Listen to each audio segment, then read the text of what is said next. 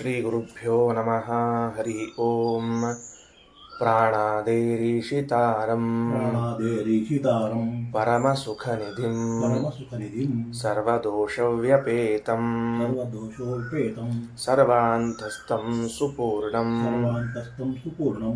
ಪ್ರಕೃತಿಪತಿಮಜಂ ಸರ್ವಬಾಹ್ಯಂ ಸುನಿತ್ಯಂ ಸರ್ವಜ್ಞಂ ಸರ್ವಶಕ್ತಿಂ ಸುರಮುನಿಮನುಜಾದ್ಯೈಃ ಸದಾ ಸೇವ್ಯಮಾನಂ ವಿಷ್ಣುಂ ವಂದೇ ಸದಾಹಂ ಸಕಲ ಜಗದನಾದ್ಯಂತ ಮಾನಂದದಂ ತಂ. ಶ್ರೀ ಗುರುಭ್ಯೋ ನಮಃ. ಭಕ್ತ್ಯಾದ್ಯೈರ್ಜಾಯತೆ ತೇಷಾಂ ಸಾಧನೈರ್ನಾನ್ಯಥಾ ಕ್ವಚಿತ್ ಅಂತ ಹಿಂದಿನ ಪುಟದ ಕೊನೆಯ ವಾಕ್ಯ. ಹಿಂದಿನ ಪುಟದಲ್ಲಿ ಕೊನೆಯ ವಾಕ್ಯ ಏನು ಬಂದದ? ನಮ್ಮ ಯೋಗ್ಯತಾ ಪೂರ್ಣವಾಗೋದು ಭಕ್ತಿ ಮೊದಲಾದ ಸಾಧನೆಗಳಿಂದ. ಆ ಯೋಗ್ಯತಾ ಪೂರ್ಣವಾದಾಗಲೇ ನಮಗೆ ಸ್ವರೂಪದ ಅಭಿವ್ಯಕ್ತಿಯಾಗುತ್ತದೆ. ಯೋಗ್ಯತಾ ಪೂರ್ಣ ಆಗದ ಹೊರತು ನಮ್ಮ ಸ್ವರೂಪದ ಅಭಿವ್ಯಕ್ತಿ ಆಗುವುದಿಲ್ಲ.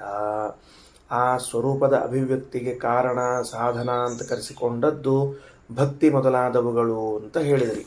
ಭಕ್ತಿ ಮೊದಲಾದವುಗಳು ಅಂತ ಹೇಳಿದಾಗ ಅವುಗಳನ್ನು ಬಿಚ್ಚಬೇಕೀಗ. ಯಾಕ ಮೊದಲಾದವುಗಳು ಅಂತನ್ನೋ ಪದದಲ್ಲಿ ಹೇಳಿದಾಗ ಯಾವುದು ಅನ್ನೋದು ಅರ್ಥ ಆಗಲಿಲ್ಲ ನಮಗೆ. ಸುಮ್ಮನೆ ಏನೋ ಭಕ್ತಿ ಮೊದಲಾದ ಅಂತ ಅಂದಂಗೆ ಅನಿಸ್ತು. ಹಂಗಾರೆ ಅದನ್ನು ಬಿಚ್ಚಿ ಹೇಳ್ರಿ ಅಂದ ಕೂಡಲೇ ಅದನ್ನು ಪ್ರಾರಂಭ ಮಾಡ್ಲಿಕ್ಕತ್ತಾರ. ಶ್ರವಣಂ ಮನನಂ ಚೈವ ಅಂತ ಪ್ರಾರಂಭ ಮಾಡ್ತಾ ಇದ್ದಾರೆ. ತಗೊಳ್ರಿ. ಶ್ರವಣಂ ಮನನಂ ಚೈವ ಧ್ಯಾನಂ ಭಕ್ತಿ ತಥಾ ದೃಷಿ ಜ್ಞಾನಂಚ ಉಕ್ತ ವಿಶೇಷಾಣಾಂ ಸರ್ವೇಷಾಂ ಸಾಧನಂ ಭವೇತ. ಸಾಧನಗಳಲ್ಲಿ ಎಲ್ಲರಿಗೂ ಕೂಡ ಒಂದೇ ರೀತಿಯ ಸಾಧನ. ನಿನ್ನೆ ಸಾಯಂಕಾಲ ಬಂತು. ಟೂಲ್ಸ್ ಬೇರೆ ಬೇರೆ ಇಲ್ಲ, ಒಂದೇ ಟೂಲ್ಸ್ ಎಲ್ಲರಿಗೂ ಇರುವಂತಹದ್ದು. ಇವರಿಗೊಂದು ಬೇರೆ ಕೊಟ್ಟಿದ್ದೀವಿ, ಇವ್ರಿಗೊಂದು ಬೇರೆ ಕೊಟ್ಟಿದ್ದೀವಿ ಅಂತ ಇಲ್ಲವೇ ಇಲ್ಲ. ಎಲ್ಲರಿಗೂ ಎಲ್ಲಿಗೆ ಅಂತಂದರೆ ಈ ತಾರತಮ್ಯ ಏನು ಹೇಳಿದ್ದೀವಿ, ಉಕ್ತ ವಿಶೇಷಾಣಾಂ ಸರ್ವೇಷಾಂ. ಬ್ರಹ್ಮದೇವರು, ರುದ್ರದೇವರು, ಇಂದ್ರದೇವರು ಅಂತೇನು ವಿಶೇಷವನ್ನು ತಾರತಮ್ಯವನ್ನು ಹೇಳಿದ್ದೀವಿ. ಮೇಲಿನವರಿಗಿಂತ ಕೆಳಗಿನವರಿಗೆ ಇಷ್ಟು ಗುಣಗಳ ಅಂತರ ಅಂತೇನು ಹೇಳಿದ್ದೀವಿ. ಆ ಎಲ್ಲ ಗುಣಗಳ ಅಂತರದಿಂದ ಸಹಿತರಾದ ಅವರೆಲ್ಲರಿಗೂ ಕೂಡ ಗುಣಗಳ ಅಂತರ ತಾರತಮ್ಯ ಇದ್ದರೂ ಕೂಡ ಎಲ್ಲರಿಗೂ ಕೂಡ ಸಾಧನ ಯಾವುದು? ಸಮಾನವಾದದ್ದು ಶ್ರವಣವೆಂಬುವಂತಹ ಸಾಧನವನ್ನು ಎಲ್ಲರೂ ಉಪಯೋಗಿಸಲೇಬೇಕು. ಎಲ್ಲರೂ ಶ್ರವಣ ಸಾಧನವನ್ನು ಮಾಡಲೇಬೇಕು. ಶ್ರವಣ ಸಾಧನ ಆದ ಮೇಲೆ ಮನನ ಸಾಧನವಾದ ಮೇಲೆ ಧ್ಯಾನ. ಈ ಸಾಧನಗಳು ಪ್ರತಿಯೊಬ್ಬರಿಗೂ ಅತ್ಯವಶ್ಯವಾದದ್ದು. ಶ್ರವಣ ಮನನ ಧ್ಯಾನಗಳು ಅಂತ ಕರೀತಾ ಇದ್ದಾರೆ. ಇದರಲ್ಲಿ ಶ್ರವಣದಿಂದ ಆಗುವ ಲಾಭ ಏನು ಅಂದ್ರೆ ಅಜ್ಞಾನ ನಿವೃತ್ತಿ ಮೊದಲನೇದ್ದು. ಅಜ್ಞಾನ ಹೋಗ್ತದೆ. ಯಾಕಂದ್ರೆ ನಾವು ಯಾವ ವಸ್ತುವಿನ ಬಗ್ಗೆ ಕೇಳೇ ಇಲ್ಲ, ಅದರ ಬಗ್ಗೆ ನಮಗೆ ಅಜ್ಞಾನವೇ ಇದೆ. ಆ ಅಜ್ಞಾನ ಹೋಗಬೇಕಾಗಿದ್ದರೆ ಶ್ರವಣವನ್ನು ಮಾಡಲೇಬೇಕು. ಈಗ ಈ ಶ್ರವಣ ಯಾಕಪ್ಪ?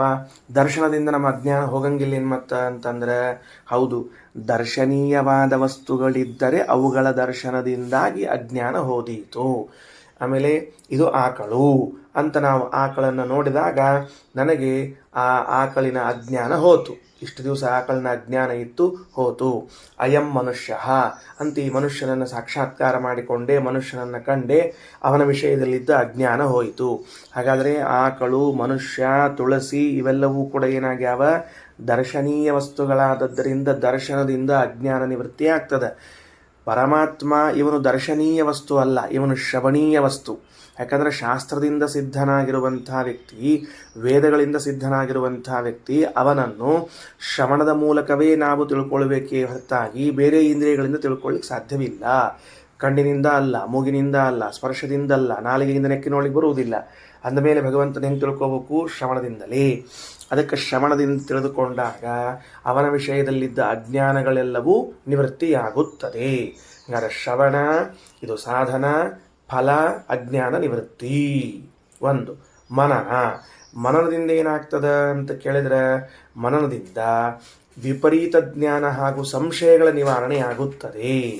ಮನನ ಮತ್ತೆ ಮತ್ತೆ ಮನನ ಮಾಡುವುದರಿಂದಾಗಿ ಸಂಶಯ ಹೋಗ್ತದೆ, ವಿಪರೀತ ಜ್ಞಾನಗಳು ಹೋಗ್ತಾವೆ. ಏನಾಗಿರ್ತದೆ, ಕೇಳಿಸ್ಕೊಳ್ಳೋ ಕಾಲಕ್ಕೆ ಕೆಲವೊಮ್ಮೆ ತಪ್ಪು ಕೇಳಿಸ್ಕೊಂಡಿರ್ತೀವಿ, ಅದೇನು ದೋಷ ಅಲ್ಲ. ಯಾಕಂದ್ರೆ ನಮ್ಮ ಇಂದ್ರಿಯಗಳ ಸಾಮರ್ಥ್ಯ ಅದು. ತಪ್ಪು ಕೇಳಿಸಿಕೊಳ್ಳುವುದು ಅನ್ನುವುದು ನಮ್ಮ ಇಂದ್ರಿಯಕ್ಕಿರುವಂತಹ ಒಂದು ವೈಶಿಷ್ಟ್ಯ. ಈಗ ಬರೀ ಸರಿನೇ ಕೇಳಿಸ್ಕೋತದ ಅಂದ್ಬಿಟ್ರೆ ವೈಶಿಷ್ಟ್ಯ ಇರೋದಿಲ್ಲ. ತಪ್ಪು ಕೇಳಿಸ್ಕೋಬೇಕು. ತಪ್ಪು ಕೇಳಿಸ್ಕೊಂಡಾಗಲೇ ನಮ್ಮ ಇಂದ್ರಿಯ ಸರಿಯದ ಅಂತ ಅರ್ಥ ಆಗ್ತದೆ. ಹಾಗಾಗಿ ಆ ತಪ್ಪು ತಿಳ್ಕೊಂಡದ್ದು ಮನಸ್ಸಿನೊಳಗೆ ಉಳ್ಕೊಂಡಿತ್ತು ಅಂದರೆ ಮನನದಿಂದಾಗಿ ಸಂಶಯ ಮತ್ತು ವಿಪರೀತ ಜ್ಞಾನಗಳ ನಿವಾರಣೆ ಆಗುತ್ತದೆ. ಇನ್ನು ಧ್ಯಾನದಿಂದ ಧ್ಯಾನೇನ ಅನೀಶ್ವರಾನ್ ಗುಣಾನ್, ನಮ್ಮಲ್ಲಿ ಇಲ್ಲದೇ ಇರುವಂತಹ ಗುಣಗಳೆಲ್ಲ ನಮ್ಮಲ್ಲಿವೆ ಅಂತ ಇಟ್ಕೊಂಡಿದ್ವಿ, ಅದೆಲ್ಲ ಹೋಗ್ತದೆ. ಯಾವಾಗ? ಧ್ಯಾನದಿಂದ ಹೋಗ್ತದೆ. ಧ್ಯಾನ ಮಾಡಿದಾಗ ಅನೀಶ್ವರ ಗುಣಗಳು, ಈಶ್ವರ ಗುಣ ಭಿನ್ನವಾದ ಗುಣಗಳೇನವ ಅವೆಲ್ಲ ನಮ್ಮಲ್ಲವ ಅಂತ ಇಟ್ಕೊಂಡಿದ್ವಿ, ಅವೆಲ್ಲ ಹೋಯ್ತು ಅಂತ ಅರ್ಥ. ಒಟ್ಟಾರೆ ಶ್ರವಣ ಮನನ ಧ್ಯಾನದಿಂದಾಗಿ ಅಜ್ಞಾನ ಸಂಶಯ ವಿಪರೀತ ಜ್ಞಾನಗಳೆಲ್ಲ ನಿವಾರಣೆಯಾಗುತ್ತದೆ. ಆದ ಮೇಲೆ ಭಗವಂತನ ದರ್ಶನವಾಗುತ್ತದೆ. ಭಕ್ತಿ ಮತ್ತೊಂದು ಸಾಧನ. ಭಕ್ತಿ ಅಂತನ್ನುವುದು ಒಂದು ಸಾಧನ. ಅದೇ ರೀತಿಯಾಗಿ ದೃಷಿಹಿ ಅಂದರೆ ಅಪರೋಕ್ಷ ಜ್ಞಾನ. ಅಲ್ಲಿ ಬರ್ಕೊಂಡಿಟ್ಕೊಳ್ರಿ, ದೃಷಿಹಿ ಎಂಬ ಶಬ್ದಕ್ಕೆ ಅಪರೋಕ್ಷ ಜ್ಞಾನ ಅಂತ ಬರ್ಕೊಳ್ರಿ, ಅಥವಾ ಭಗವಂತನ ಸಾಕ್ಷಾತ್ಕಾರ ಅಂತ ಬರ್ಕೊಳ್ರಿ. ದೃಷಿಹಿ ಜ್ಞಾನಂಚ, ಜೊತೆಗೆ ಶಾಸ್ತ್ರಜ್ಞಾನ. ಆ ಶ್ರವಣದಿಂದ ಬಂದ ಜ್ಞಾನವನ್ನು ಪ್ರತ್ಯೇಕ ಮಾಡಲಿಕ್ಕೆತ್ತಾರೆ. ಶ್ರವಣವೂ ಒಂದು ಸಾಧನ, ಶ್ರವಣಜನ್ಯವಾದ ಜ್ಞಾನವೂ ಭಗವಂತನ ಕಾಣಲಿಕ್ಕೆ ಒಂದು ಸಾಧನ. ಉಕ್ತ ವಿಶೇಷಾಣಂ ಸರ್ವೇಷಾಂ ಸಾಧನಂ ಭವೇತ. ಮುಗೀತು, ಮುಂದೋಗೋಣಂತ. ಇವಿಷ್ಟು ಸಾಧನಗಳನ್ನು ಹೇಳಿದರು. ಅಂದರೆ ಶ್ರವಣ ಮನನ ಧ್ಯಾನಗಳು ಒಂದು, ಜ್ಞಾನ ಭಕ್ತಿ ಮತ್ತು ಅಪರೋಕ್ಷ ಜ್ಞಾನಗಳು ಒಂದು. ಈ 6 ಸಾಧನಗಳನ್ನು ಹೇಳಿದ್ದಾರೆ ಕಂಠತಃ. ಇನ್ನುಳಿದದ್ದನ್ನು ನೀವು ಅರ್ಥ ಮಾಡಿಕೊಳ್ಳುತ್ತೀರಿ ಅಂತ ಬಿಟ್ಟಿದ್ದಾರೆ. ಸರ್ವೇಷಾಂ ಸಾಧನಂ ಭವೇತ, ಎಲ್ಲರಿಗೂ ಇದು ಸಮಾನವಾದ ಸಾಧನ. ತ್ಯಕ್ತ್ವಾ ಏತಾನಿ ನ ಕಸ್ಯಾಪಿ ಭವೇನ್ ಮೋಕ್ಷ ಕದಾಚನ. ಒಂದು ಮಾತು ಅತ್ಯಂತ ಎಚ್ಚರದಿಂದ ಹೇಳ್ತಾ ಇದ್ದಾರೆ. ಏನಂತಂದ್ರೆ ಈಗ ಒಂದಕ್ಕೊಂದು ಕಾರಣ, ಒಂದು ಕಾರ್ಯ ಅಂತ ಹೇಳುವಾಗ 2 ರೀತಿಯಿಂದ ಹೇಳೋ ಕ್ರಮ ಅದ. ಅಂದ್ರೆ ಒಂದು ಅನ್ವಯ ವ್ಯಾಪ್ತಿ, ಒಂದು ವ್ಯತಿರೇಕ ವ್ಯಾಪ್ತಿ ಅಂತ ಕರೀತಾರೆ ಶಾಸ್ತ್ರದಲ್ಲಿ. ಅನ್ವಯ ವ್ಯಾಪ್ತಿ ಹಾಗೂ ವ್ಯತಿರೇಕ ವ್ಯಾಪ್ತಿ ಅಂದ್ರೆ ಏನು ಅಂದರೆ, ಇದು ಇದ್ದರೆ ಇದು ಇರುತ್ತದೆ, ಇದು ಅನ್ವಯ ವ್ಯಾಪ್ತಿ. ಇದು ಇಲ್ಲದೆ ಹೋದರೆ ಇದು ಇರುವುದಿಲ್ಲ, ಇದು ವ್ಯತಿರೇಕ ವ್ಯಾಪ್ತಿ. ಅಂದರೆ ವಿಧಿಮುಖದಿಂದ 2 ವಸ್ತುಗಳ ಮಧ್ಯದಲ್ಲಿ ಸಂಬಂಧ ಹೇಳುವುದು ಒಂದಾದರೆ, ನಿಷೇಧ ಮುಖದಿಂದ 2 ವಸ್ತುಗಳ ಮಧ್ಯದಲ್ಲಿ ಸಂಬಂಧವನ್ನು ಹೇಳುವುದು ಮತ್ತೊಂದು. ಈಗ ನಿಷೇಧ ಮುಖದಿಂದ ಹೆಂಗೆ ಹೇಳಬೇಕು ಅಂದರೆ, ದಂಡವು ಇಲ್ಲದೆ ಹೋದರೆ ಘಟವು ನಿರ್ಮಾಣವಾಗುವುದಿಲ್ಲ. ದಂಡವು ಇಲ್ಲದೆ ಹೋದರೆ ಘಟವು ನಿರ್ಮಾಣವಾಗುವುದಿಲ್ಲ. ಇದು ನಿಷೇಧ ಮುಖದಿಂದ. 2 ವಸ್ತುಗಳ ಮಧ್ಯದಲ್ಲಿ ಸಾಧ್ಯ ಸಾಧನ ಸಂಬಂಧವನ್ನು ತಿಳಿಸಿಕೊಡುವುದು 2 ರೀತಿಯಿಂದ. ಒಂದು ವಿಧಿಮುಖದಿಂದಲೂ, ಒಂದು ನಿಷೇಧ ಮುಖದಿಂದಲೂ. ಅಲ್ಲ, ವಿಧಿಮುಖದಿಂದ ತಿಳಿಸಿದರೆ ಸಾಕಲ್ಲ, ನಿಷೇಧ ಮುಖದಿಂದ ಯಾಕೆ ತಿಳಿಸಬೇಕು ಅನ್ನುವ ಪ್ರಶ್ನೆ. ಅಂದ್ರೆ ಇದು ಇದ್ದಾಗ ಇದು ಆಗ್ತದೆ. ಅಂದರೆ ಮಳೆ ಬಂದಿದ್ದರೆ ನದಿಯಲ್ಲಿ ನೀರು ಬರ್ತದೆ, ಇಷ್ಟು ಹೇಳಿ ಸಾಕಲ್ಲ ಅಂತಂದರೆ, ಕೆಲವೊಂದು ಬಾರಿ ಏನಾಗಿರ್ತದೆ ಅಂದರೆ, ಇವೆರಡರ ಮಧ್ಯದಲ್ಲಿ ವ್ಯಭಿಚಾರ ಉಂಟಾಗಿರ್ತದೆ. ಒಂದಿದ್ದು ಇನ್ನೊಂದಿಲ್ಲದೆ ಹೋಗೋ ಚಾನ್ಸಸ್ಸು ಇರ್ತದೆ. ಅದಕ್ಕೆ ಹಂಗೆ ಆಗಬಾರದು ಅನ್ನೋ ಉದ್ದೇಶದಿಂದ ನಿಷೇಧ ಮುಖದಿಂದಲೂ ತಿಳಿಸ್ತಾರೆ. ಆವಾಗ ವ್ಯಾಪ್ತಿ ದೃಢವಾಗ್ತದೆ. ಯಾಕಂದ್ರೆ ಅದು ಇಲ್ಲ ಅಂದ್ರೆ ಇಲ್ವೇ ಇಲ್ಲ. ಸೂರ್ಯ ಇಲ್ಲ ಅಂದ್ರೆ ಬೆಳಕಿಲ್ವೇ ಇಲ್ಲ. ಸೂರ್ಯನಿದ್ರೆ ಬೆಳಕು ಅಂದಾಗ ಒಂದು ಅರ್ಥ ಆಗಿತ್ತು. ಸೂರ್ಯ ಇಲ್ಲ ಅಂದ್ರೆ ಬೆಳಕೇ ಇಲ್ಲ ಅಂದಾಗ ದೃಢ ಆಯ್ತು ನಮಗೆ. ಓಹೋ, ಅವೆರಡರ ಮಧ್ಯದಲ್ಲಿ ಗಟ್ಟಿ ಸಂಬಂಧ ಇದೆ ಅಂತ. ಹಂಗೆ ಹೇಳ್ತಾರ. ತ್ಯಕ್ತ್ವಾ ಏತಾನಿ ನ ಕಸ್ಯಾಪಿ ಭವೇನ್ ಮೋಕ್ಷ ಕದಾಚನ. ಇವುಗಳು ಇಲ್ಲದೆ ಹೋದರೆ ಮೋಕ್ಷ ಆಗುವುದಿಲ್ಲ. ಹಾಗಾದರೆ ಶ್ರವಣ ಮನನ ಧ್ಯಾನ ಮತ್ತೆ ಭಕ್ತಿ, ಜ್ಞಾನ, ಅಪರೋಕ್ಷ ಜ್ಞಾನ, ಇವು 6ಗಳು ಸಾಧನವೆನಿಸಿಕೊಳ್ತವೆ. ಇವುಗಳು ಇದ್ರೇನೇ ಮೋಕ್ಷ. ಇವುಗಳು ಇಲ್ಲದೆ ಹೋದರೆ ಮೋಕ್ಷವಿಲ್ಲ. ಸರಿ ಆಯ್ತಾ? ಈಗ ಅನ್ವಯ ವ್ಯಾಪ್ತಿ, ವ್ಯತಿರೇಕ ವ್ಯಾಪ್ತಿ ಅಂತ ತಿಳ್ಕೊಂಡಿದ್ದೀವಿ. ಅದಕ್ಕೆ 2 ಹೇಳಿದರು. ವ್ಯತಿರೇಕ ಮುಖದಿಂದ ಹೇಳಿದ ವಾಕ್ಯ ಯಾವುದು? ತ್ಯಕ್ತ್ವಾ ಏತಾನಿ ನ ಕಸ್ಯಾಪಿ ಭವೇನ್ ಮೋಕ್ಷ ಕದಾಚನ. ಕಸ್ಯಾಪಿ ಅಂದ್ರೆ ಯಾರೊಬ್ಬನಿಗೂ ಕೂಡ. ಯಾರೊಬ್ಬನಿಗೂ ಅನ್ನುವ ಅರ್ಥ ಏನು ಅಂದರೆ, ಚತುರ್ಮುಖ ಬ್ರಹ್ಮದೇವರಿಗೂ ಕೂಡ ಏನಿಲ್ಲ, ಇವುಗಳನ್ನು ಬಿಟ್ರೆ ಮೋಕ್ಷ ಇಲ್ಲ. ನಮಗೆ ಬಿಟ್ಬಿಡ್ರಿ, ಅವರಿಗೂ. ಚತುರ್ಮುಖ ಬ್ರಹ್ಮದೇವರು ಚತುರಮುಖರಾದ ಆಚಾರ್ಯರು. ಯಾರಷ್ಟು ಇಬ್ಬರು ಅಷ್ಟಾಣೆ ಬರ, ಎಲ್ಲರಿಗೂ ಬೇಕಾಗಿದ್ದೇನು ಅಂತಂದ್ರೆ ಈ ಸಾಧನ ಬೇಕೇ ಬೇಕು. ಮುಗಿದ ಮೇಲೆ ಆ ಭಕ್ತಿ ಎಂದಿದ್ರಲ್ಲ, ಈಗ ಮೊದಲನೇದು ಶ್ರವಣಂ ಮನನಂ ಚೈವ ಧ್ಯಾನಂ ಭಕ್ತಿ ಅಂತ ಭಕ್ತಿ ಶಬ್ದದ ವಿವರಣೆಯನ್ನು ಮಾಡ್ತದೆ. ಪೈಂಗಿಶ್ರುತಿ ತಾನೇ ಭಕ್ತಿ ಶಬ್ದದ ವಿವರಣೆಯನ್ನು ಮಾಡ್ಲಿಕ್ಕತ್ತದ. ಸರ್ವೋತ್ತಮತೆಯ ಜ್ಞಾನಪೂರ್ವಕ ಸ್ನೇಹ ಏವತು ಭಕ್ತಿ ವಿಷ್ಣು ಸಮುದ್ದಿಷ್ಟ. ಅಲ್ಲಿಗೊಂದು ಕಾಮ. ಭಕ್ತಿ ಅಂದರೆ ಏನು ಅಂತ ಕೇಳಿದ್ರೆ ಸ್ನೇಹ. ಸ್ನೇಹವನ್ನೇ ಭಕ್ತಿ ಅನ್ನೋ ಶಬ್ದದಿಂದ ಕರೀತಾರೆ. ಬೇರೆ ಏನೋ ಅದರ ಅರ್ಥ ಮಾಡಬೇಡ್ರಿ. ನಮಗೇನಾಗ್ಬಿಟ್ಟದ, ಭಕ್ತಿ ಅಂತ ಅನ್ನೋ ಶಬ್ದ ಇದು ಮಡಿ ಶಬ್ದ, ಇದು ಮೈಲಿಗೆ ಒಳಗೆ ಉಪಯೋಗ ಬೀಳುವುದಿಲ್ಲ, ಮೈಲಿಗೆ ಮಂದಿಗೆ ಸಂಬಂಧ ಇಲ್ಲ, ಹಿಂಗೆಲ್ಲ ತಿಳ್ಕೊಂಡ್ಬಿಟ್ಟಿವಿ. ಸರ್ವಾತ್ಮ ಹಂಗೆ ತಿಳಿಲಿಕ್ಕೆ ಹೋಗಬೇಡ್ರಿ. ಭಕ್ತಿ ಅಂತ ಅನ್ನೋ ಶಬ್ದಕ್ಕೆ ಪ್ರೇಮ, ಪ್ರೇಮ ಅನ್ನೋ ಶಬ್ದಕ್ಕೆ ಅರ್ಥ ಏನಂಬೋದು ನಾವು ಹೇಳಬೇಕಾಗಿಲ್ಲ. ಯಾಕಂದ್ರೆ ಅದನ್ನು ಮಾಡ್ತಿರ್ತೀವಿ ನಾವು, ಬೇಕಾದಷ್ಟು ಪ್ರೇಮ ಮಾಡ್ತಿರ್ತೀವಿ. ಎಲ್ಲಿ ಮಾಡ್ತಿರ್ತೀವಿ ಅಂತಂದ್ರೆ ಎಲ್ಲಿ ಹೆಚ್ಚು ಮಾಡಬೇಕು ಅಲ್ಲಿ ಬಿಟ್ಟು ಉಳಿದ ಕಡೆಗೆ ಬೇಕಾದಷ್ಟು ಪ್ರೇಮ ಮಾಡ್ತಿರ್ತೀವಿ. ಎಲ್ಲಿ ಮಾಡಬೇಕಾಗ್ಯದ ಅಲ್ಲಿ ಮಾಡಬೇಕು ಪ್ರೇಮವನ್ನು. ಆ ಪ್ರೇಮವನ್ನು ಅಲ್ಲಿ ಹೆಚ್ಚು ಮಾಡಬೇಕು ಅಂತ ಯಾಕಂತೀರಿ? ನಾವೆಲ್ಲರಿಗೂ ಮಾಡೋ ಅಷ್ಟೇ ಮಾಡ್ತೀವಪ್ಪ ಪ್ರೇಮವನ್ನು. ನಮಗೇನು, ನಮಗೆ ಇವರು ಅವರು ಅಂತ ಹಿಂಗೆ ಪಕ್ಷಪಾತ ಮಾಡಿ ಪ್ರೇಮ ಮಾಡೋ ಹಂಗಿಲ್ಲ ನಮಗೆ. ನಾವು ನಿಷ್ಪಕ್ಷಪಾತವಾಗಿ ವರ್ತನೆ ಮಾಡ್ತೀವಿ ಅಂದ್ರೆ ಸರ್ವೋತ್ತಮತೆಯ ಜ್ಞಾನಪೂರ್ವಕ ಸ್ನೇಹ ಏವತು. ವ್ಯಂಗ್ಯಶ್ರುತಿ ಅಂತದ ಪ್ರೇಮ ಮಾಡೋ ಕಾಲಕ್ಕೆ ಸರ್ವೋತ್ತಮವಾದ ವಸ್ತು ಯಾವುದು, ಸಾಮಾನ್ಯ ವಸ್ತು ಯಾವುದು, ಮಧ್ಯಮ ವಸ್ತು ಯಾವುದು, ಶಾಶ್ವತ ವಸ್ತು ಯಾವುದು, ಅಶಾಶ್ವತ ವಸ್ತು ಯಾವುದು, ಇದರ ವಿವೇಕ ಮಾಡಿಕೊಂಡು ಪ್ರೇಮ ಮಾಡ್ಲಿಕ್ಕೆ ಬರೋದಿಲ್ವ ನಿನಗೆ? ಸುಮ್ಮನೆ ಪ್ರೇಮ ಮಾಡಿಬಿಡೋದಾ ಎಲ್ಲಾನು? ಹೆಂಗೆ ಮಾಡ್ಲಿಕ್ಕೆ ಸಾಧ್ಯದ? ಈಗ ನೋಡ್ರಿ, ಮಗು ಅಂತ ಪ್ರೇಮ ಮಾಡಿದೆ ಅಂತ ಇಟ್ಕೊಳ್ರಿ, ಒಂದು ಚಿಕ್ಕ ಮಗು ಅಂತ ಪ್ರೇಮ ಮಾಡಿದೆ ಅಂತ ಇಟ್ಕೊಳ್ರಿ. ಅದು ನನ್ನ ಮಗುವಾಗಿದ್ರೆ ನಾ ಪ್ರೇಮ ಮಾಡಿದ್ದು ನನ್ನ ಮನ್ಯಾಗ ಉಳಿತದೆ. ಇನ್ಯಾವುದೋ ಮಗುವಿನ ಮೇಲೆ ನಾ ಪ್ರೇಮ ತೋರಿಸಿದ್ರೆ ಅವ್ರ ತಂದೆ ತಾಯಿ ಬಂದು ಕರ್ಕೊಂಡು ಹೋದ್ರ ಅನ್ನೋ ದುಃಖ ಆಗಂಗಿಲ್ಲ ನಮಗದು. ಎಷ್ಟು ಪ್ರೇಮ ಮಾಡಿದ್ದೆ ಆ ಕುಸಿನ ಮೇಲೆ, ಕರ್ಕೊಂಡು ಹೋಗ್ಬಿಟ್ಟವ್ರ ಅಪ್ಪ ಅಮ್ಮ ಅಂದ್ರೆ ನೀ ದಡ್ಡಿ ಇದ್ದೀನಿ, ಹಿಂಗೆ ಯಾರು ಪ್ರೇಮ ಮಾಡಂತ ಹೇಳಿದ್ರು ಅಂತ ಕೇಳ್ತಾರೆ ಅಷ್ಟ. ಸಾಮಾನ್ಯ ಜ್ಞಾನಲ್ಲೇ ಇದು. ಮಗು ಚಂದದ ನೋಡ್ಲಿಕ್ಕೆ, ಏನು ಮುದ್ದದ ಮಗು ಅಂತ ಎತ್ಕೊಂಡು ಅಡ್ಡಾಡಿಸಿ ತಾಸುಗಟ್ಟಲೆ ಪ್ರೀತಿ ಮಾಡಿ ಅದಕ್ಕೇನೋ ತಿನ್ನಿಸಿ ಉಣಿಸಿ ಎಲ್ಲ ಮಾಡಿ ಅಂತ ಹೇಳಿದ್ರೆ ಒಂದು ಎಚ್ಚರ ಇರ್ಬೇಕು ನಿನಗೆ ಪ್ರೇಮ ಮಾಡೋಕ್ಕಿಂತ ಮೊದಲು. ಏನಂದ್ರೆ ಇದು ಇನ್ನೊಬ್ಬರು ಕೂಸದ, ಇದು ಕರ್ಕೊಂಡು ಹೋಗ್ತಾರೆ. ಹಾಗಾದರೆ ಪ್ರೇಮ ಮಾಡುವಾಗ ಇದು ಶಾಶ್ವತ ಪ್ರೇಮವಾ ಅಶಾಶ್ವತ ಪ್ರೇಮವಾ ಅಂತ ವ್ಯವಹಾರ ಬೇಕೋ ಬೇಡವೋ, ವಿವೇಕ ಬೇಕೋ ಬೇಡವೋ? ಅದಕ್ಕಂತಾರ ಶಾಶ್ವತವಾದ ವಸ್ತು ಪರಮಾತ್ಮ, ಸರ್ವೋತ್ತಮನಾದ ವಸ್ತು ಪರಮಾತ್ಮ. ಪ್ರೇಮ ಮಾಡಿದರೆ ಶಾಶ್ವತನಾದ್ರ ಮೇಲೆ ಪ್ರೇಮ ಮಾಡು, ಸರ್ವೋತ್ತಮವಾದ ಮೇಲೆ ಪ್ರೇಮ ಮಾಡು. ಯಾವುದೋ ಶಾಶ್ವತವಲ್ಲದ ಉತ್ತಮವಲ್ಲದ ವಸ್ತುವಿನ ಮೇಲೆ ಪ್ರೇಮ ಮಾಡ್ಲಿಕ್ಕೆ ಹೋಗಬೇಡ. ಕೆಲವ್ರು ಇರ್ತಾರ್ರಿ ಪಾಪ, ಆನಿಗೆ ಆನಿನೇ ಹೋಗಿರ್ತದಂತ ಆನಿ ಬಾಲಕ್ಕೆ ಬಡ್ದಾಡ್ತಿರ್ತಾರೆ ಅಂತ ಇರ್ತದೆ ನೋಡ್ರಿ. ಆನಿಗೆ ಆನೆ ಹೋಗ್ಬಿಟ್ಟದೆ, ಆ ಬಾಲ್ ಹಿಡ್ಕೊಂಡು ಕೂತಾರೆ, ನಂಗೆ ಬೇಕು ಅಂತ. ಅಲ್ಲೋ ಆನಿ ಉಳ್ಕೊಂಡಿದ್ರೆ ಬಾಲಪ್ಪ ಅದು ಹೋಗಿಬಿಟ್ಟಿರ್ತದೆ. ಯಾವುದೋ ಒಂದು ಸಣ್ಣ ವಸ್ತುವಿನ ಮೇಲೆ ಪ್ರೇಮ ಮಾಡ್ಕೋತ ಕೂತ್ಬಿಟ್ಟಿರ್ತಾರೆ. ಅವೆಲ್ಲ ಮಾಡಬಾರ್ದು, ಸರ್ವೋತ್ತಮವಾದ ವಸ್ತುವಿನ ಮೇಲೆ ಮಾಡಬೇಕು ಅಂತ ಶಾಸ್ತ್ರ ನಮಗೆ ಎಜುಕೇಟ್ ಮಾಡ್ಲಿಕ್ಕೆ ಪ್ರತಿ ಹೆಜ್ಜೆಗೂ. ಸರ್ವೋತ್ತಮತೆಯ ಜ್ಞಾನಪೂರ್ವಕ ಸ್ನೇಹ ಇವತ್ತು ಪರಮಾತ್ಮನನ್ನ ಸರ್ವೋತ್ತಮನಾದವನು ಎಂದು ತಿಳಿದು ಅವನಲ್ಲಿ ಪ್ರೇಮವನ್ನು ಮಾಡುವುದು ಇದೇ ಭಕ್ತಿ ಎಂದು ಕರೆಸಿಕೊಳ್ಳುತ್ತದೆ. ಸಮುದ್ದಿಷ್ಟ ತದನ್ನೇಷಾಂ. ಹಂಗಾರ ಪರಮಾತ್ಮನನ್ನು ಬಿಟ್ಟು ಉಳಿದವರಲ್ಲಿ ಅಂದರೆ ಯಥಾ ಯೋಗ್ಯತಃ, ತದನ್ನೇಷಾಂ ಚ ಯೋಗ್ಯತಃ. ಲಕ್ಷ್ಮೀದೇವಿಯಲ್ಲಿ ಪ್ರೇಮ ಮಾಡಬೇಕು, ಭಕ್ತಿ ಮಾಡಬೇಕು, ಇಲ್ಲ ಅಂತಲ್ಲ. ವಾಯುದೇವರಲ್ಲಿ ಭಕ್ತಿ ಮಾಡಬೇಕು, ಗರುಡಶೇಷ ರುದ್ರದೇವರಲ್ಲಿ ಭಕ್ತಿ ಮಾಡಬೇಕು, ಮತ್ತು ಶನೈಶ್ಚರ, ಗಣಪತಿ, ಅಶ್ವಿನಿ ದೇವತೆಗಳು ಎಲ್ಲ ನಿನ್ನೆ ಹೇಳಲಾದ ಕರ್ಮಜ ದೇವತೆಗಳು, ಪಿತೃದೇವತೆಗಳು ಪ್ರತಿಯೊಬ್ಬರಲ್ಲೂ ಪ್ರೇಮವನ್ನು ಮಾಡಲೇಬೇಕು, ಯೋಗ್ಯವಾಗಿ ಮಾಡಬೇಕು ಅಂತ ತಿಳಿಸಿದ್ದಾರೆ. ಇನ್ನು ವಿಷ್ಣು ಭಕ್ತಿ, ದೇವಭಕ್ತಿ, ಗುರುಭಕ್ತಿಸ್ತಥೈವ ಚ. 3 ಭಕ್ತಿಗಳ ಪರಿಚಯ ಮಾಡಿಸ್ತದೆ ಪೈಂಗಿಶ್ರುತಿ. ವಿಷ್ಣು ಭಕ್ತಿ ಗೊತ್ತಿತ್ತು, ಗುರುಭಕ್ತಿ ಗೊತ್ತಿತ್ತು, ದೇವಭಕ್ತಿ ಅಂತ ಮತ್ತೊಂದು ಪರಿಚಯ ಮಾಡಿಸ್ಲಿಕ್ಕತ್ತದ. ಅಭಿಪ್ರಾಯ ಗೊತ್ತದ, ಶಬ್ದ ಗೊತ್ತಿರಲಿಲ್ಲ, ಹೇಳಿಕತ್ತಾರೆ. ಈಗ 3 ಭಕ್ತಿಗಳು ಯಾವುದು ಅಂದರೆ ಪರಮಾತ್ಮನಲ್ಲಿ ಭಕ್ತಿ, ಇದು ವಿಷ್ಣು ಭಕ್ತಿ. ಮಹಾಲಕ್ಷ್ಮಿಯಿಂದ ಪ್ರಾರಂಭ ಮಾಡಿಕೊಂಡು ಇತರ ದೇವತೆಗಳಲ್ಲಿ ಮಾಡುವ ಪ್ರೇಮ ದೇವಭಕ್ತಿ. ನಮಗೆ ಪಾಠ ಹೇಳಿಕೊಟ್ಟು ಉದ್ಧಾರ ಮಾಡಿದ ಗುರುಗಳಲ್ಲಿ ಮಾಡುವ ಭಕ್ತಿ ಗುರುಭಕ್ತಿ. ಎಂಥವ್ರಿರ್ಬೇಕು? ಪ್ರೇಮ ಮಾಡ್ಲಿಕ್ಕೆ ಯೋಗ್ಯರಾಗಿರುವಂತಹ ಗುರುಗಳಿರ್ಬೇಕು. ಬರೇ ಗುರುಗಳು ಅಂತ ತಿಳ್ಕೊಂಡು ಹೇಳಿ ಮತ್ತು ಇರಲಿ. ಅದಕ್ಕೆ ಗುರು ಅಂತ ಅನ್ನೋ ಶಬ್ದದಿಂದ ಹೆಂಗೆ ಬರ್ಬೇಕು? ಅವರು ಜ್ಞಾನಪ್ರದ ಅಂತ ಆಗಿರಬೇಕು, ಜ್ಞಾನಪ್ರದರಾಗಬೇಕು ಮೊದಲು. ಭಕ್ತಿ ಗುರು ಭಕ್ತಿ ತಥೈವ ಚ.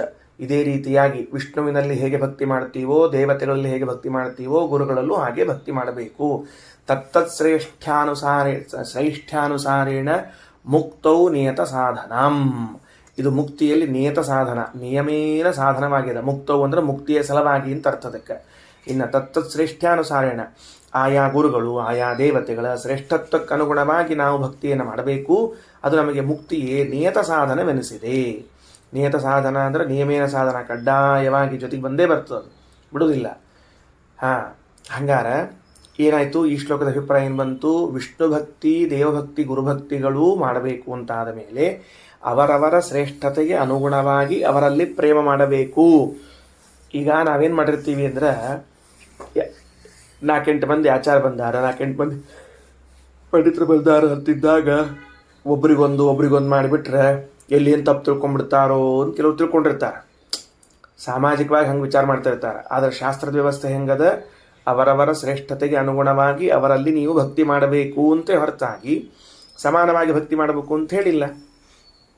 ಬೇಕಾದಷ್ಟು ಬಂದಿರಲಿ ಪಂಡಿತರು ಅಥವಾ ಜ್ಞಾನಿಗಳು ಅಥವಾ ಬ್ರಾಹ್ಮಣರು, ಅವರವರ ಯೋಗ್ಯತೆ, ಅವರವರ ಧರ್ಮ ಸದಾಚಾರಗಳನ್ನು ನೋಡ್ಕೊಂಡು ಹೆಚ್ಚು ಕಡಿಮೆ ಮಾಡಬೇಕು ಭಕ್ತಿಯನ್ನು.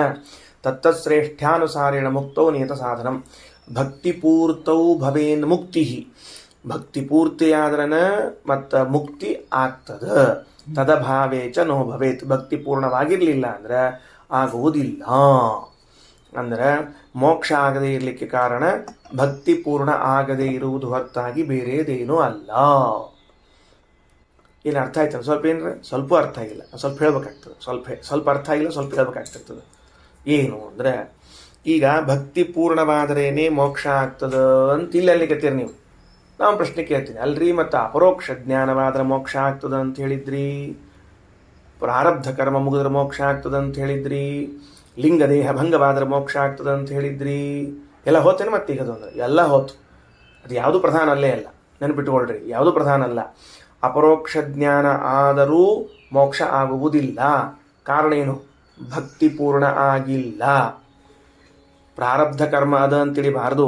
ಅಪರೋಕ್ಷ ಜ್ಞಾನ ಆದಮೇಲೂ ಇನ್ನೂ ಯಾಕೆ ಮೋಕ್ಷ ಆಗಿಲ್ಲ ಅಂದ್ರೆ ಸಂಚಿತ ಆಗಾಮಿ ಕರ್ಮಗಳು ಮುಗಿದಾವ, ಆದ್ರೆ ಪ್ರಾರಬ್ಧ ಕರ್ಮ ಉಳಿದದ. ಪ್ರಾರಬ್ಧ ಕರ್ಮ ತೀರಿದ ಮೇಲೆ ಹಂಗಾರೆ ಇನ್ನು ಮೋಕ್ಷ ಆಗ್ತದ ಅಂದ್ರೆ ಅಲ್ಲ. ಪ್ರಾರಬ್ಧ ಕರ್ಮವು ತೀರಿತು, ಮೋಕ್ಷ ಆಗ್ತದೇನು ಅಂದ್ರೆ ಇಲ್ಲ. ಯಾಕೆ ಅಂದ್ರೆ ಭಕ್ತಿಯು ಪೂರ್ಣವಾಗಿಲ್ಲ. ಇದರ ಅಭಿಪ್ರಾಯವೇನು ಅಂತಂದ್ರೆ, ಮೋಕ್ಷಕ್ಕೆ ಹೋಗೋ ತನಕನೂ ಭಕ್ತಿ ಮಾಡಬೇಕು.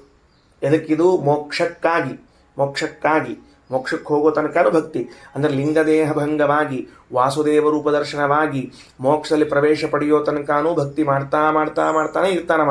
ಅದು ಪೂರ್ತಿ ಆಗ್ತದ ಅವಾಗ. ಸರಿ, ಅಂದಮೇಲೆ ಇದೇನು ಮಾಡಿದ ಹಂಗಾಯ್ತು? ನೀವು ಮೋಕ್ಷಕ್ಕೆ ಸಾಧನ ಭಕ್ತಿ ಅಂತ ಆಯಿತು. ಮುಂದೆ ಒಳಗೆ ಹೋದ್ಮೇಲೆ ಸಾಧನೆ ಇದಕ್ಕೆ ಬೇಕು. ಹಾಲ್ ಟಿಕೆಟು ಎಕ್ಸಾಮ್ ಮುಗಿಯೋ ತನಕ ಅಷ್ಟೇ ಇಟ್ಕೋಬೇಕು. ಎಕ್ಸಾಮ್ ಮುಗಿದ್ಮೇಲೆ ಹಾಲ್ ಟಿಕೆಟ್ ಏನು ಮಾಡ್ಬೇಕು? ತೊಗೊಂಡು ಸರ್ಟಿಫಿಕೇಟ್ ಬೇಕಾದ್ರೆ ಕಟ್ ಹಾಕಿ ಇಟ್ಕೋಬೇಕು. ಹಾಲ್ ಟಿಕೆಟ್ ಕಟ್ ಹಾಕಿ ಇಟ್ಕೋಬೇಕು. ಏನು ಸಂಬಂಧ ಇಲ್ಲ ಅಂತಂದ್ರೆ ತಡಿ ಒಂದು ನಿಮಿಷ.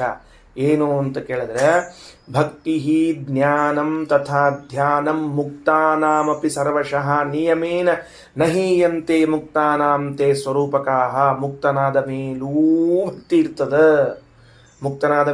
ಭಕ್ತಿ ಇರ್ತದ, ಹೋಗೋದಿಲ್ಲ. ಏನು ಅಂದ್ರೆ, ನಾವು ಇದಕ್ಕೆ ಮೊದಲಿಗೆ ಮಾತ್ರ ಮಾಡಿಬಿಡೋದು, ಆಮೇಲೆ ಇಲ್ಲ ಅಂತ ಹಿಂಗೆ ತಿಳ್ಕೊಳಕ್ಕೆ ಹೋಗ್ಬೇಡ್ರಿ. ಭಕ್ತಿರ್ಜ್ಞಾನಂ ತಥಾ ಧ್ಯಾನಂ ಮುಕ್ತಾನಾಮಪಿ ಸರ್ವಶಃ. ಮುಕ್ತರಾದ ಮೇಲೂ ಭಕ್ತಿ ಜ್ಞಾನ ಧ್ಯಾನಗಳಿದ್ದೇ ಇರ್ತದ. ನಿಯಮೇನ ನಹೀಯಂತೆ ಮುಕ್ತಾನಾಂತೆ ಸ್ವರೂಪಕಾಹ. ಮೋಕ್ಷದಲ್ಲಿ ಇವೆಲ್ಲವೂ ಅವರವರ ಸ್ವರೂಪಗಳು. ಅಂದರೆ ಇಲ್ಲೇ ಸ್ವರೂಪದ ಅಲ್ಲಿ ಮುಂದೆ ಅಭಿವ್ಯಕ್ತ ಆಗ್ತದೆ ಅಂತ ಅರ್ಥ. ಇದರ ಇನ್ನೊಂದು ಮುಖ ನೋಡಂತೀಗ. ಏನಾಯ್ತು?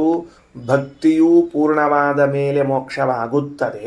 ಭಕ್ತಿ ಪೂರ್ಣವಾಗದ ಹೊರತು ಎಷ್ಟೇ ಅಪರೋಕ್ಷ ಜ್ಞಾನವಾಗಿರಲಿ, ಎಷ್ಟೇ ಪ್ರಾರಬ್ಧ ಕರ್ಮ ಮುಗಿದಿರಲಿ, ಅದು ಯಾವುದು ಸಂಬಂಧವೆನಿಸುವುದಿಲ್ಲ. ಅದಕ್ಕೆ ಅತಿ ಪರಿಪಕ್ವ ಭಕ್ತಿ ಅಂತ ಕರೀತಾರೆ ಶಾಸ್ತ್ರದಲ್ಲಿ. ಏನು ಕರೆದಿದ್ದಾರೆ? ಅತಿ ಪರಿಪಕ್ವ ಭಕ್ತಿ. ಪಕ್ವಭಕ್ತಿ, ಪರಿಪಕ್ವ ಭಕ್ತಿ, ಅತಿ ಪರಿಪಕ್ವ ಭಕ್ತಿ ಅಂತ 3 ಅವಸ್ಥೆಗಳು. ಅದು ಅತಿ ಪರಿಪಕ್ವ ಭಕ್ತಿ ಬಂದಾಗ ಮಾತ್ರ ಏನಾಗ್ಲಿಕ್ಕೆ ಸಾಧ್ಯದ? ಮೋಕ್ಷ ಆಗ್ಲಿಕ್ಕೆ ಸಾಧ್ಯದ. ಹಂಗಾರೆ ಮೋಕ್ಷಕ್ಕೆ ಸಾಧನ ಅತಿ ಪರಿಪಕ್ವ ಭಕ್ತಿ ಆದರೆ, ಮುಕ್ತಿ ಹೊಂದಿದ ಮೇಲೆ ಬೇಕಾಗಿಲ್ವೇನು ಅಂದರೆ ಆಗಬೇಕು. ಭಕ್ತಿ ಬೇಕೇ ಬೇಕು. ಇನ್ನು ಜ್ಞಾನಂ ತಥಾ ಧ್ಯಾನಂ, ಇದು ಸ್ವಾರಸ್ಯ ಗಮನಸ್ರಿ. ಮುಕ್ತರಾದ ಮೇಲೆ ಜ್ಞಾನ, ಮುಕ್ತರಾದ ಮೇಲೆ ಧ್ಯಾನ ಏನು ಅರ್ಥ ಆಗಲಿಲ್ಲ ಅಂತ ಕೇಳಿದ್ರೆ, ಅದಕ್ಕೆ ಹಿಂಗೆ ಹೇಳಿದ ಭಾಗವತ ತಾತ್ಪರ್ಯ. ಹೆಂಗೆ ಹೇಳಿದ ಅಂತ ಕೇಳಿದ್ರೆ, ಒಬ್ಬ ವ್ಯಕ್ತಿ ಮುಕ್ತನಾಗಿದ್ದಾನೆ ಅಂತ ಇಟ್ಕೊಳ್ಳೋಣಂತ. ಉತ್ತಮ ವ್ಯಕ್ತಿ ಮುಕ್ತನಾಗಿದ್ದಾನೆ ಅಂತ ಇಟ್ಕೊಳ್ರಿ. ಆತ ಮುಕ್ತಿಯಲ್ಲಿರುವಾಗ ತನಗಿಂತ ಅಧಮರಾದ ಮುಕ್ತರು ತನ್ನನ್ನು ಭೇಟಿಯಾದರೆ ಆಗ ಆತ ಕೂಡಲೇ ಅವರೆಲ್ಲರಿಗೂ ಕೂಡ ಉಪದೇಶವನ್ನು ಮಾಡಲಿಕ್ಕೆ ಪ್ರಾರಂಭ ಮಾಡುತ್ತಾನೆ. ಅಲ್ರಿ ಅಲ್ಲೇನಿರ್ಬೇಕ್ರಿ ಇನ್ನು ಅಂದ್ರೆ ಯಾಕಿಲ್ಲ, ಬೇಕಾದಷ್ಟದ ತಿಳಿಲಿಕ್ಕೆ ಎಷ್ಟು ವಿಷಯ ಅದ, ಬೇಕಾದಷ್ಟು ವಿಷಯ ಅದ. ಅದರಿಂದ ಅಲ್ಲಿ ಅವನು ಉಪದೇಶವನ್ನು ಮಾಡ್ತಾನೆ. ಅವರು ಆಯ್ತು ಸ್ವಾಮಿ ನಿಮ್ಮ ಉಪದೇಶ ಮುಗಿತು ನಾನು ಹೊರಡ್ತೇವೆ ಅಂತ ಹೊರಟು ಬಿಟ್ರೆ ತಕ್ಷಣಕ್ಕೆ ಕಣ್ಣು ಮುಚ್ಚಿಕೊಂಡು ಕುಳಿತುಕೊಂಡು ಧ್ಯಾನಕ್ಕೆ ಕೂತ್ಬಿಡ್ತಾನೆ. ಎರಡೇ ಕೆಲಸ. ಒಂದು ಧ್ಯಾನ ಮಾಡ್ತಾರೆ, ಇಲ್ಲ ಉಪದೇಶ ಮಾಡ್ತಾರೆ. ಇದು ಯೋಗ್ಯತಾವಂತರಿಗೆ. ಉಳಿದವರು ಕೇಳಿಕೊಂಡು ತಮ್ಮ ಕಾರ್ಯಕ್ರಮಕ್ಕೆ ತಾವು ಮತ್ತೆ ತೆರಳುತ್ತಾರೆ. ಇದನ್ನ ಮುಕ್ತಿಯಲ್ಲಿ ಆಗ್ತದ, ಇದು ಮುಕ್ತಿಯಲ್ಲಿ ಆಗ್ತದ ಅಂತ ಆಚಾರ್ಯರು ಭಾಗವತ ತಾತ್ಪರ್ಯ 2ನೇ ಸ್ಕಂದದಲ್ಲಿ ಬರೆದಿದ್ದಾರೆ. ಭಕ್ತಿ ಜ್ಞಾನಂ ತಥಾ ಧ್ಯಾನಂ ಮುಕ್ತಾನಾಮಪಿ ಸರ್ವಶಃ ನಿಯಮೇನ ನಹೀಯಂತೆ ಮುಕ್ತಾನಾಂ ತೇ ಸ್ವರೂಪಕಃ ಅವೆಲ್ಲ ಮುಕ್ತರಿಗೆ ಸ್ವರೂಪವೇ ಆಗಿಬಿಟ್ಟಾವ. ಸಾಧನಾನಿತು ಸರ್ವಾಣಿ ಭಕ್ತಿ ಜ್ಞಾನ ಪ್ರವೃದ್ಧೈ. ಹೌದು, ಈಗ ಅಲ್ಲಿ ಬಂದು ಏನು ಮಾಡ್ಬೇಕಾಗ್ತಾವವು? ಭಕ್ತಿ ಜ್ಞಾನ ಅಲ್ಲಿ ಏನು ಮಾಡ್ತಾವ? ಮುಂದೆ ಇಲ್ಲಿದ್ರೆ ಅಭಿವೃದ್ಧಿ ಆಗ್ತದೆ. ಈಗ ಪಾಠ, ಉಪನ್ಯಾಸ, ಜಪ, ಪಾರಾಯಣ ಇವೆಲ್ಲ ನಮಗೆ ಇಲ್ಲಿ ಭಕ್ತಿಯನ್ನು ಬೆಳೆಸ್ತಾ ಹೋಗ್ತದೆ, ಜ್ಞಾನ ಬೆಳೆಸ್ತಾ ಹೋಗ್ತದೆ. ಮುಕ್ತಿಗೆ ಹೋದ್ಮೇಲೆ ಏನು ಮಾಡ್ಬೇಕು? ಅದರಿಂದ ಏನು ಬೆಳಿಬೇಕು? ಮುಕ್ತಿಗೆ ಹೋದ್ಮೇಲೆ ಅಲ್ಲೇನು ಅವಕಾಶ ಇಲ್ಲಲ್ಲ. ಮುಕ್ತಿಗೆ ಹೋದ್ಮೇಲೆ ಅಂದರೆ ಉತ್ತರ ಕೊಡ್ತೀವಿ. ಸಾಧನಾನಿತು ಸರ್ವಾಣಿ ಭಕ್ತಿ ಜ್ಞಾನ ಪ್ರವೃದ್ಧಯೇ. ಶ್ರವಣ ಮನನ ಧ್ಯಾನ ಇವೆಲ್ಲವೂ ಕೂಡ ಭಕ್ತಿ ಜ್ಞಾನಗಳ ಪ್ರವೃದ್ಧಿಗೆ ಬೇಕು ಸಂಸಾರದಲ್ಲಿದ್ದಾಗ. ನೈವಾನ್ಯ ಸಾಧನಂ ಭಕ್ತಿ ಫಲರೂಪಾ ಹಿ ಸಾಯತಃ. ಅಲ್ಲಿ ಮೋಕ್ಷಕ್ಕೆ ಹೋದ ಮೇಲೆ ಭಕ್ತಿ ಅನ್ನೋದು ಸಾಧನವಾಗಿರುವುದಿಲ್ಲ, ಮತ್ತೆ ಸ್ವಯಂ ಫಲರೂಪವೇ ಆಗಿರುತ್ತದೆ. ಇಲ್ಲಿದ್ದಾಗ ಯಾವುದು ಸಾಧನ ಅಂತ ಕರೆಸಿಕೊಂಡಿತ್ತೋ ಮುಕ್ತಿಯನ್ನು ಹೊಂದಿದ ಮೇಲೆ ಅದು ಸ್ವಯಂ ಸಾಧ್ಯ ರೂಪ ಫಲರೂಪವಾಗಿಬಿಡ್ತದೆ. ಅಲ್ಲಿ ಭಕ್ತಿ ಅಂತ ಅನ್ನೋದು ಸ್ವರೂಪವಾಗಿ ಉಳಿದ್ಬಿಡ್ತದೆ. ಅದೇನು ಅದರಿಂದ ಏನು ಬರಬೇಕಾಗಿಲ್ಲ, ಮತ್ತೊಂದು ಆಗಬೇಕಾಗಿಲ್ಲ, ಅಷ್ಟೇ ಕೆಲಸ. ಸರಿನಾ? ಇಷ್ಟು ಮುಗೀತು. ಇದನ್ನು ಗಮನಿಸಬೇಕಾದ ಅಂತರ ಏನು ಅಂದರೆ, ಇಲ್ಲಿದ್ದಾಗ ಸಾಧನವಾಗಿರ್ತದೆ, ಅಲ್ಲಿದ್ದಾಗ ಫಲವಾಗಿಬಿಡ್ತದೆ. ಇಷ್ಟೇ ವ್ಯತ್ಯಾಸ. ಭಕ್ತಿ ಎಂಬುದಲ್ಲಿ ಫಲವಾಗಿಬಿಡ್ತದೆ. ಇನ್ನು ಮತ್ತೊಂದು ಮಾತು ಹೇಳ್ತಾರೆ, ಎಚ್ಚರಿಟ್ಕೊಳ್ರಿ ಅಂತ ಪ್ರಾಸಂಗಿಕವಾಗಿ ಮತ್ತೊಂದು ಪೈಂಗಿಶ್ರುತಿಯ ಮಾತು ಏನು? ಸ್ವಾತ್ಮ ಉತ್ತಮೇಶು ವಿದ್ವೇಷಾತ್ ತಮಃ ನಿಯಮತೋ ವ್ರಜೇತ. ನಮಗಿಂತಲೂ ಉತ್ತಮರಾದವರ ವಿಷಯದಲ್ಲಿ ದ್ವೇಷವನ್ನ ಮಾಡಿದರೆ ಅಂಧಂತಮಸ್ಸು ಖಚಿತ. ಅಂಧಂತಮಸ್ ಫಿಕ್ಸ್. ನಮಗಿಂತ ಉತ್ತಮರ ವಿಷಯದಲ್ಲಿ ಎಂದೆಂದೂ ದ್ವೇಷ ಮಾಡಬಾರ್ದು, ವಿದ್ವೇಷ ಮಾಡಬಾರ್ದು. ದ್ವೇಷ ಮಾಡೋದು ಅಂದ್ರೆ ಏನು? ಅದು ಗೊತ್ತಾಗ್ಲಿಲ್ವಾ? ಹೇಳ್ತೀವಿ ಕೇಳ್ರಿ. ಏನಂತಾರೆ? ಗುಣಾನ ಮಲ್ಪತಾ ಜ್ಞಾನಂ ತತ್ಸ್ತ್ರೀರಾಗಸ್ತಥೈವ ಚ ತತ್ಪ್ರತೀಪೇಚಯಾ ಬುದ್ಧಿ ತ್ರಿವಿಧೋ ದ್ವೇಷ ಇಷ್ಯತೆ. ಮುಂದಿನ ವಾಕ್ಯ, ನಮಗಿಂತಲೂ ಉತ್ತಮರಾದ ವ್ಯಕ್ತಿಗಳಲ್ಲಿ ದ್ವೇಷಿಸುವುದು ಇದು ಅಂಧಂತಮಸ್ಸಿಗೆ ಕಾರಣ. ನಮಗಿಂತ ಉತ್ತಮರು ಅನ್ನುವುದನ್ನು ಹೆಂಗೆ ತಿಳ್ಕೊಳ್ಳೋದು? ಏನು ಸ್ವಪ್ನದಲ್ಲಿ ಬಂದು ಹೇಳ್ತಾರೆ ನವರು, ಪುಸ್ತಕದಾಗ ಬರೆದಾರೆ 100 ಉತ್ತಮರು ಅಂಥೇಳಿ, ಅಥವಾ ಏನರ ಸಿನಿಮಾ ಮಾಡಿವೇನೋ ಅವ್ರ ಬಗ್ಗೆ ಉತ್ತಮರು ಅಂಥೇಳಿ. ಮತ್ತೆ ಹೆಂಗೆ ತಿಳಿಬೇಕು ಅಂದರೆ ಸಿಂಪಲ್ಲು. ನನ್ನ ಆಚರಣೆಗಳು ಅವರ ಆಚರಣೆಗಳು, ನನ್ನ ಧರ್ಮ ಅವರ ಧರ್ಮ, ನನ್ನ ಜ್ಞಾನ ಅವರ ಜ್ಞಾನ. ಇದರ ಮೂಲಕ ನಾವೇನು ತಿಳ್ಕೊಳ್ಬೇಕು ಅಂದರೆ ಉತ್ತಮತ್ವವನ್ನು ತಿಳ್ಕೊಳ್ಬೇಕು, ಸದಾಚಾರದಿಂದ ತಿಳ್ಕೊಳ್ಬೇಕು ಇತ್ಯಾದಿಗಳನ್ನು.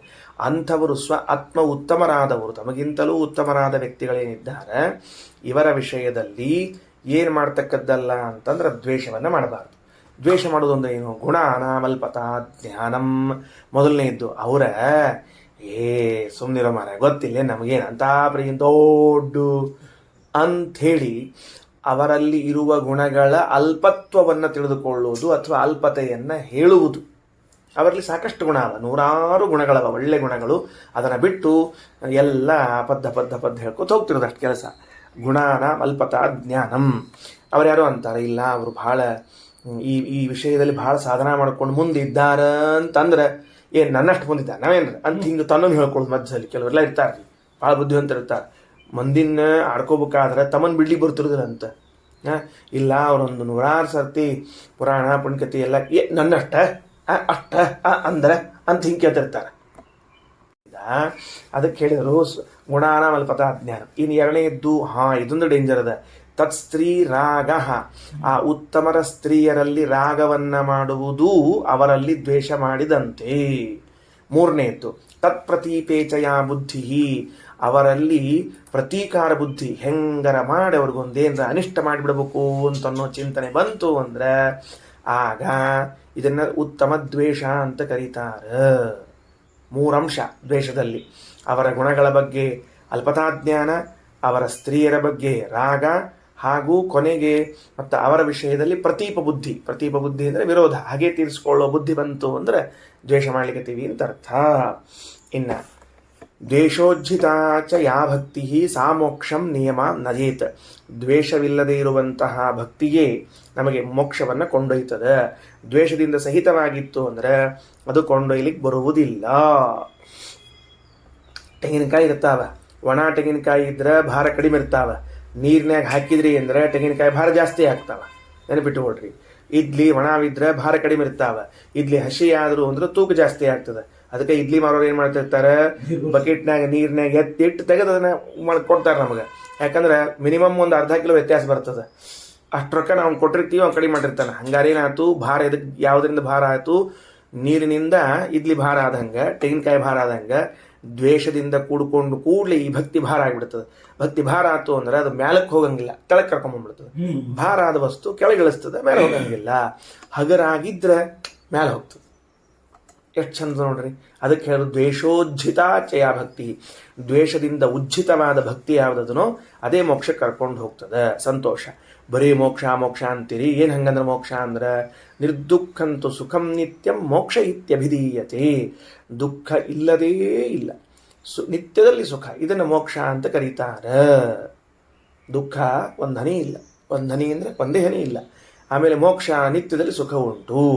ಇನ್ನು ಅಲ್ಲಿ ಇವ್ರು ಹೆಂಗಿರ್ತಾರಪ್ಪ, ಮತ್ತು ಈ ಆಚಾರ ಮಂದಿ, ಮೋಕ್ಷಕ್ಕೆ ಹೋದ ಮಂದಿ ಹೆಂಗಿರ್ತಾರ ಅಂತ ಕೇಳಿದ್ರೆ ಅದಕ್ಕೆ ಹೇಳಿದರು, ಚಿದಾನಂದ ಶಿರೋದೇಹ ಪಾಣಿಪಾದಾತ್ಮಕ ಸದಾ ಸರ್ವದೋಷ ವಿನಿರ್ಮುಕ್ತಾ ಮುಕ್ತಾ ಕ್ರೀಡಂತಿ ನಿತ್ಯಶಃ. ಚಿತ್ ಆನಂದ, ಜ್ಞಾನಾನಂದಗಳೇ ಅವರ ತಲೆ, ದೇಹ, ಕೈ, ಕಾಲು ಎಲ್ಲ ಅವೇ ಇರ್ತಾವ. ಸರ್ವದೋಷಗಳಿಂದ ನಿರ್ಮುಕ್ತರಾಗಿರ್ತಾರೆ. ಮುಕ್ತರು ಕ್ರೀಡೆಯನ್ನು ಮಾಡ್ಕೊಂಡಿರ್ತಾರೆ, ಇತ್ಯಾದಿ ಇತ್ಯಾದಿ. ಆಮೇಲೆ ಮತ್ತಲ್ಲಿ ಅವ್ರ ಹೆಂಡತಿಯವರು ಹೆಂಗಿರ್ತಾರ ಅಂತ ಕೇಳಿದ್ರೆ ಆ ಹೆಂಡತಿ ಬಗ್ಗೆ ಹೇಳ್ತಾರೆ. ಈಗ ಅನಾದಿ ಕಾಲಾದಾರಭ್ಯ ಯಾ ಭಾರ್ಯಾ ತಾ ಸದೈವತು ಬ್ರಹ್ಮಾದೀನಾಂ ವಿಮುಕ್ತೌ ಚ ಭಾರ್ಯಾಸ್ಯುರ್ ನಿಯಮಾತ್ ಸದಾ. ಅನಾದಿ ಕಾಲದಿಂದಲೂ ಯಾರು ಹೆಂಡತಿಯರಾಗಿರ್ತಾರೋ ಅವರೇ ಮೋಕ್ಷದಲ್ಲೂ ಹೆಂಡತಿಯರಾಗಿ ಬರ್ತಾರೆ. ಅಂದ್ರೆ ನಿಯತ ಪತಿಪತ್ನಿಯರು ಅಂತ ಅರ್ಥ. ಇದು ನಿಯತ ಪತಿಪತ್ನಿಯರಿಗೆ ಹೇಳ್ತಾ ಇರುವಂತಹ ಮಾತು, ಉಳಿದವರದಲ್ಲ. ಮತ್ತೆ ಕೆಲವರಿಗೆ ಇರಬಹುದು, ಕೆಲವರಿಗೆ ಇಲ್ಲದೆ ಇರಬಹುದು. ಅದರ ನಿಯತ ಪತಿಪತ್ನಿಯರು ಅಂತ ಹೇಳಿದ್ದಾರೆ. ನಿಯಮತ್ಸದ ನ ಕದಾಚಿತ್ ವಿಮುಕ್ತಾನಾಂ ಭಾರ್ಯಾಃ ಕಾಶ್ಚಿತ್ ಸ್ಯುಃ ಅನ್ಯಗಾಃ. ಮುಕ್ತರಾದ ಮೇಲೆ ಅವರ ಹೆಂಡತಿಯರು ಎಂದೂ ಕೂಡ ಅನ್ಯ ಪುರುಷರ ಜೊತೆಗೆ ಹೋಗುವುದಿಲ್ಲ. ಯಾಕೆ, ಸಂಸಾರದಲ್ಲಿದ್ದಾಗ ಅಪ್ಸರಾಸ್ತ್ರೀಯರು ಇವರ ಜೊತೆಗೂ ಪತ್ನಿ ಭಾವ ಹೊಂದುತ್ತಾರೆ, ಇನ್ನೊಬ್ಬರ ಜೊತೆಗೂ ಪತ್ನಿ ಭಾವ ಹೊಂದುತ್ತಾರೆ. ಹಂಗಿದ್ದಂತೆ ಮೋಕ್ಷದಲ್ಲಿ ಇಲ್ಲ, ವ್ಯವಸ್ಥೆ ಇಲ್ಲ, ಪತ್ನಿ ಭಾವ ಇಲ್ಲ. ನ ಕದಾಚಿತ್ ವಿಯೋಗಶ್ಚ, ಎಂದೆಂದೂ ಕೂಡ ಪತ್ನಿ ವಿಯೋಗ ಇಲ್ಲ ಮೋಕ್ಷದಲ್ಲಿ. ಸರಿ ಆಯ್ತಾ? ಸದಾ ಜೊತೆಗೆ ಇರ್ತಾರೆ. ನ ವಿದ್ವೇಷ, ಹೆಂಡತಿ ದ್ವೇಷ ಮಾಡೋದು ಇಲ್ಲ ಮೋಕ್ಷದಲ್ಲಿ. ನ ವಿದ್ವೇಷ.